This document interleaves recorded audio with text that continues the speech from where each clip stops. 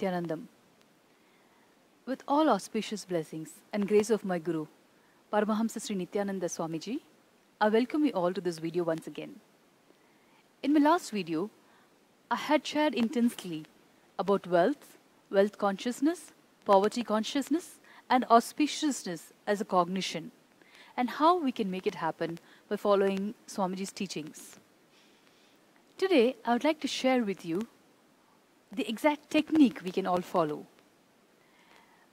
And you will understand by following this technique that wealth is not a physical state, it's a cognition, which I'm sure all of you all will find it as a good news, because once we have the cognitive shift that wealth is not a state but just a cognitive shift, you will see how easy it is to create wealth and to enjoy without having any kind of powerlessness about wealth or the fear of forever losing the wealth that we make. We must completely understand that it's an inner image that determines the status and the state that you live in. Most of the people in the world carry something called the poor and something called the wealthy inner image. And like I shared in my previous video, this inner image that we carry about ourselves, that I'm poor, oh, I come from a poor class, but I worked so hard, oh, or my dad is super rich. I don't need to bother about all these poor fellows who live in the slums. These are all cognitions that have been taught to you by people around you, by the society, and eventually becomes what you think as a part of your identity. But it's not true.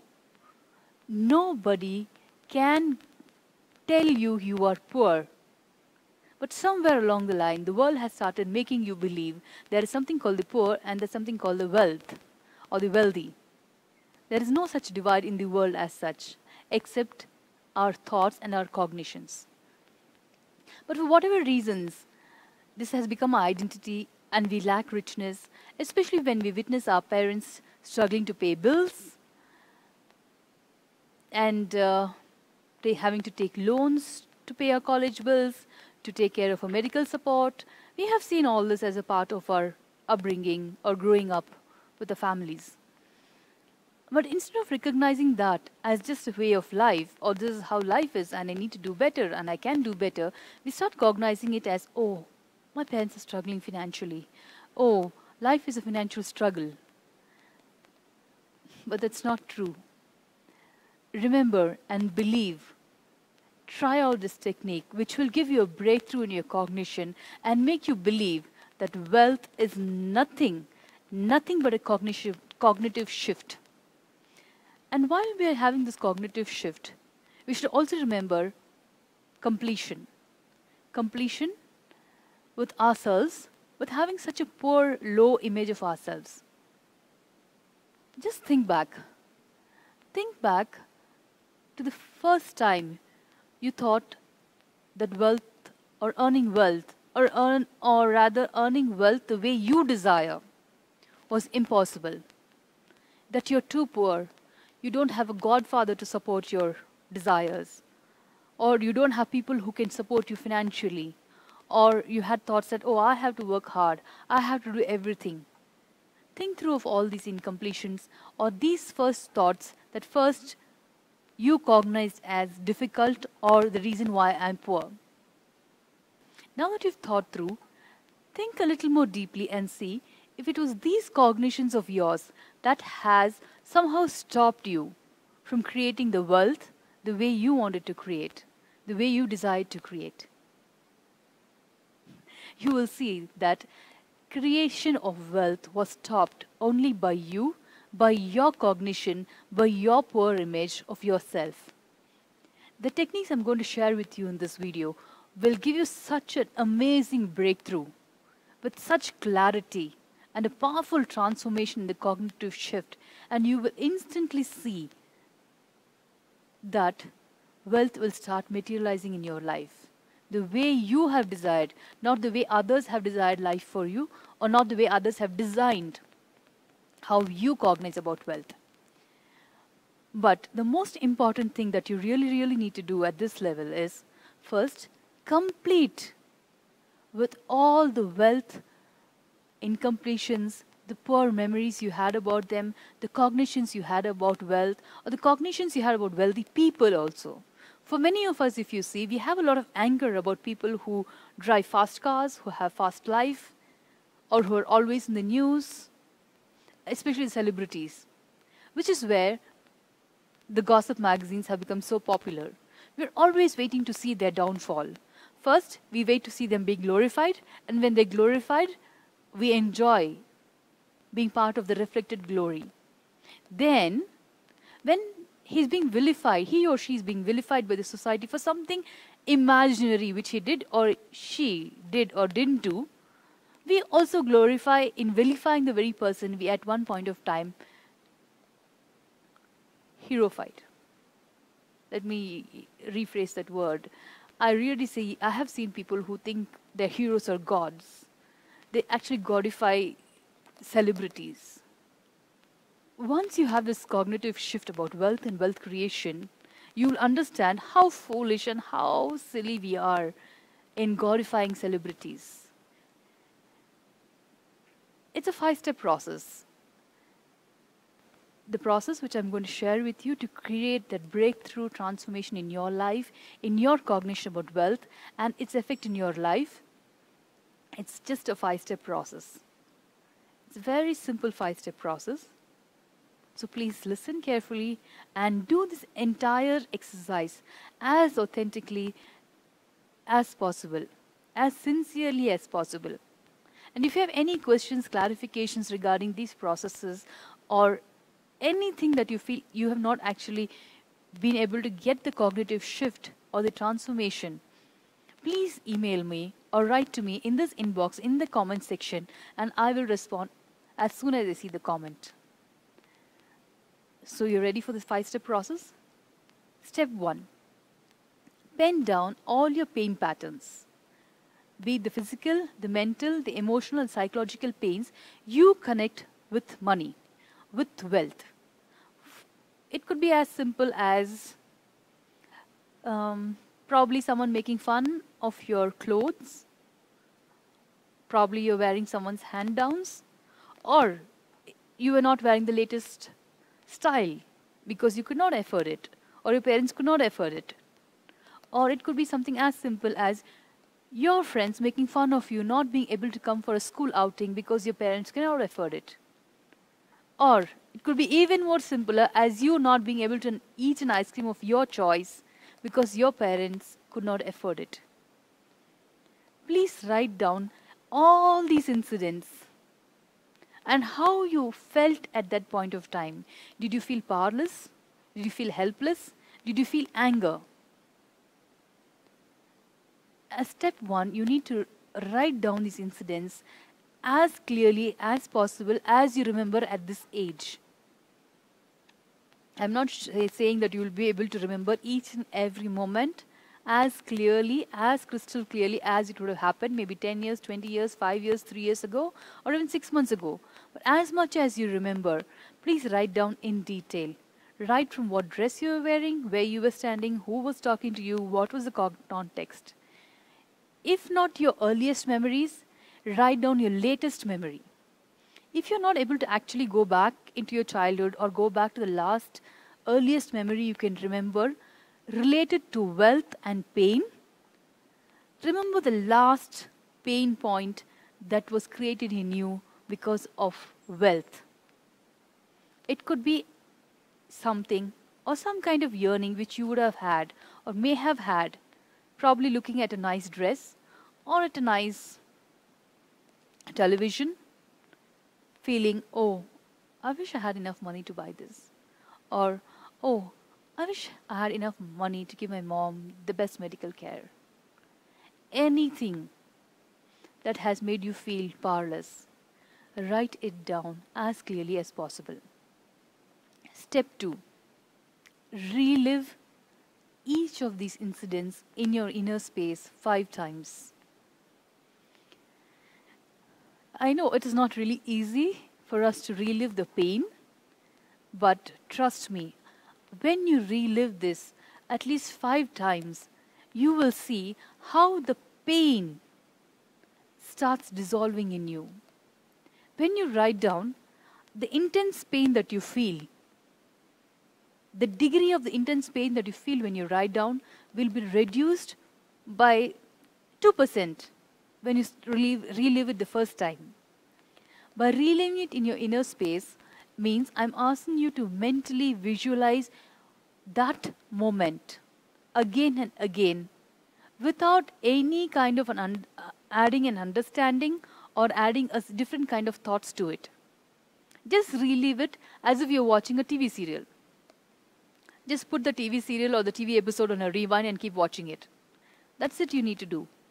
Don't feel associated with the pain at that moment, or don't feel, oh, at that time I felt like this, now I start feel like crying. No, don't go into any of those emotions. Just see that as a scene which you have recorded from a TV soap opera, and you just put it on a rewind and watch it for 5 times. You have to watch it 5 times completely, not let's leave it halfway, pause and go again to something else. You need to do it as intensely and sincerely as possible for you to feel the transformation each and every time. It is not that after you do the 5 steps only you will feel the shift in the cognition, but at each and every step, if it is done authentically, there will be small clarities, small understandings that will give you the faith to move forward to the next step. Step 3. After reliving it inside of yourself, in your inner space, in your mind visually, look into a mirror and relive this whole scene. I know when you look into the mirror, the first thing is yourself in your present condition, in your whatever age you are. For you to relive incidents that would have happened 5 years, 4 years ago is a little difficult, but trust me, it would be the best thing for you to do, because you will put in so much of intensity into the reliving that the very first time you relive this, so much of that pain breaks away. And you will feel so much of relief, and you start feeling, oh, I'm so silly. I can't realize I felt so much, I carried so much of pain or such a silly thing. Step 4. Share it with your friends. But you should share it from the cognition of, it's okay, they will not think bad about me. They will not judge me. Please share it with such friends where you're so comfortable that you will feel they will not judge you. Because if you start feeling they're going to judge you based on what you say, then you will not be able to share with them authentically and transparently. Only if you share transparently everything that has happened, every thought that you went through, this process will yield its results. Which is why I'm saying either you should share it with 5 friends whom you completely trust, or you should feel that even if they make fun of me, it is okay, it is for my own good, let me do it. So please share it with 5 people by looking into their eyes. This is step 4. Now step 5. This is the last step. Just as you shared with your friends about your wealth incompletions, or what pain you felt when you thought you were poor or you thought you were wealthy. See, even people who are wealthy, who have a lot of money, go through their own pain points. Because I know a lot of wealthy people who say, I don't have any good friends in the world. I don't know whom to trust, because I know everybody is after me or with me because of the money I have, because of the wealth I have, or because I am who I am. A lot of so-called wealthy people do carry these as a pain points. So you never know. Just as you shared your story with 5 people, ask those 5 people to share their stories with you. This will give you a lot of liberative cognition. When you see a lot of people have similar thoughts, and it's not just you who were suffering. Please do these 5 steps intensely, sincerely, transparently, and honestly, because it is not about me that you need to do this for. It is for yourself, your life, and it's a decision you have to make that by doing this, your life is going to get better. People around you are going to enjoy the better you, the joyful you. And lastly, I have this great you all. Do this technique and do to me and let me know how much this technique worked, because I really want to make this work for y'all. At no point of time you should feel this technique has not worked or it has not helped me.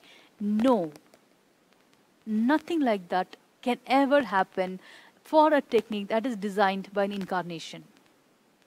Swamiji is a living incarnation who is here to help us to break all our patterns, all our thought processes, all our negativities, all our impossibilities. You may wonder, why should he do all this? I mean, who is he? Why should he bother about me? An incarnation is one who has concern, has compassion for others for no reason. You will understand this if you are a follower of Hinduism, if you are a follower of Sanatana Hindu Dharma, where through the ages, through the decades, through the glorious period of 10,000 years ago, or for the last 10,000 years of civilization, you will see incarnations have come again and again into this planet to relieve people of from their suffering, from the evil. And today's evil is our own suffering, is the human suffering, where we start suffering for anything and everything, and we think it's okay to suffer, and life is suffering, life is rage, it's okay to be angry, it's okay to be irritated. No. There is life where you don't have to be irritated. Being irritated is not a common lifestyle. Being angry, even if someone does wrong to you, is not a common lifestyle. Trust me, because that is how I used to think before. So what? I mean, I didn't get what I wanted to do. I worked hard. It didn't happen. I didn't see success the way I wanted to see success. So I'm depressed. I'm angry. I'm sad. That's how I used to justify myself till I came across Swamiji's teachings. Till I came across Swamiji himself.